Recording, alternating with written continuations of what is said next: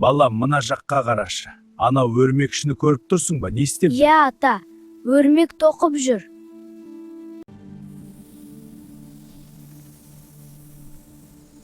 Өрмекші масамен шыбынға тұзақ құрып жүр. Ұстағанын азық етеді. Ол да еңбектеніп жүр, балам.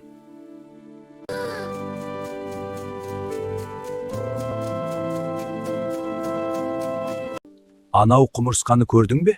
Көрдім, аузында нанның ұсағы бар. Ол оны өзі жеп қоймайды. Бала шағасына апарып жатыр. Еңбек етіп отбасын асырап жүр.